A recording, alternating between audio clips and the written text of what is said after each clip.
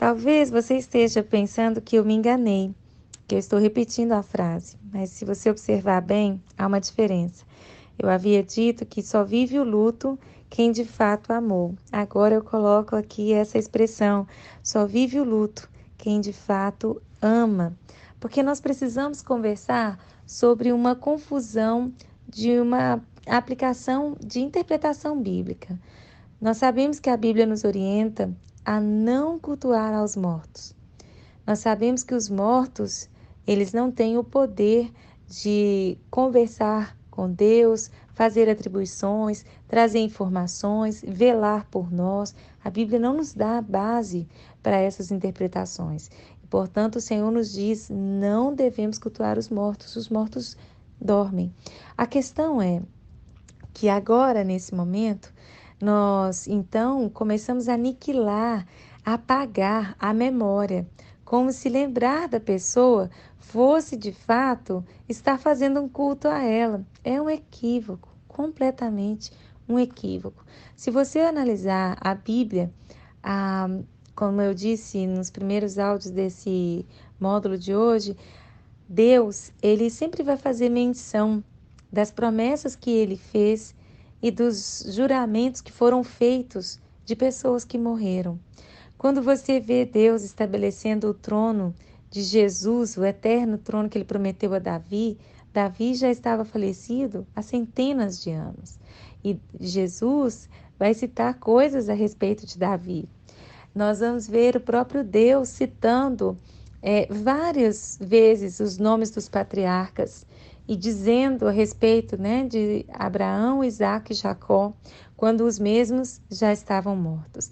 Nós vamos ver Deus cumprir promessas que fez a pessoas que estavam no seu tempo de vida, não viram as promessas se cumprirem, morreram. Isso é fácil de achar lá em Hebreus 11, na Galeria dos Heróis da Fé. E nós vamos ver que eles morreram sem ver. E é algo muito interessante que Deus cumpre essas coisas. Deus realiza essas coisas, mesmo com essas pessoas já tendo falecido. Isso é muito interessante. Manter combinados, manter coisas que foram feitas. Por quê? Porque essas pessoas, de uma certa forma, elas são eternas. Nós fomos gerados com uma eternidade em nós. Então, ou vamos para a morte eterna, ou vamos para a vida eterna. E nesta eternidade, essa pessoa, nessa passagem, né, de vida, aqui, essa vida que o Senhor nos dá, esse privilégio de viver, essa pessoa gerou frutos, ela fez coisas e a memória dela não pode ser apagada baseado nessa interpretação de que nós não devemos cultuar aos mortos. É muito diferente. A questão de internalizar o amor e o afeto é muito importante, porque essa pessoa frutificou. Esses frutos ainda são saborosos. Os ensinamentos dessas pessoas ainda são prazerosos de serem lembrados. Essas memórias, elas devem sim ser transmitidas. Por mais que essa pessoa não tenha escrito um livro, uma autobiografia, essa pessoa tem história. E é muito importante que essas histórias sejam contadas. Quando lemos a Bíblia e enxergamos esse todo da obra de arte de Deus, nós vamos ver sempre Deus relembrando histórias de pessoas e os seus feitos. Deus, ele faz sempre uma narrativa. Quando o povo vai mudar de patamar, eles vão mudar de rumo, né? O Senhor sempre levanta alguém que vai fazer uma releitura de tudo que aconteceu.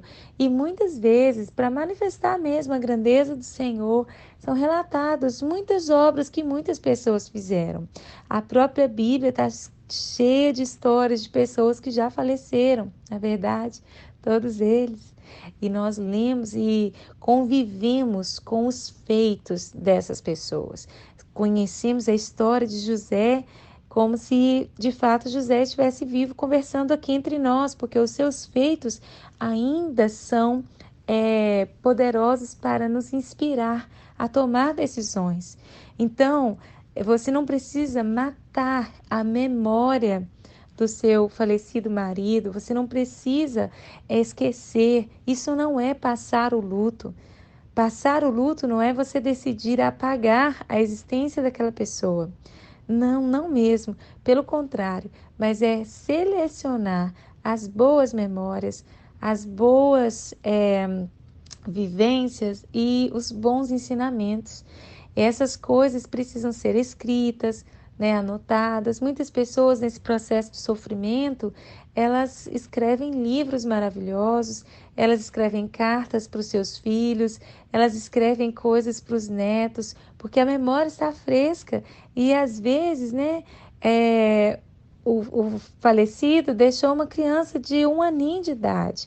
Então, essa mãe, ela tem esse cuidado de escrever coisas e contar coisas para essa criança, contar depois, enquanto adulto, para os seus filhos a respeito de seu marido. Isso é um ato de amor, porque ela ainda o ama. Isso é muito lindo, né? A pessoa, além da questão do tempo de vida, a história dessa pessoa ainda é importante. Amém? Eu quero finalizar o dia de hoje e eu quero conversar mais um assunto com você e eu quero te pedir para você seguir com uma consciência que o Senhor Jesus, ele tem vários nomes, porque são vários atributos dados a nosso Deus. E um dos seus nomes é Emanuel. Ele é um Deus conosco, é um Deus que se faz presente em todas as situações. Então, que você possa contar com a presença do Emanuel nesse momento de dor, né? Se você tem disposição de ter um espaço, um ambiente onde você senta, onde você faz as suas reflexões, nesse período de silêncio, eu quero te convidar a levar uma outra cadeira para ele, para que você olhe para ela e se lembre que você não está sozinha. Ele não precisa sentar nessa cadeira, você já sabe disso, mas para ajudar a sua memória, que de fato é uma realidade, o Senhor se faz presente. Ele é o seu Deus, Ele é Deus poderoso que está aí com você nesse momento difícil, respeitando o seu silêncio e amparando você nesse momento de dor. Amém?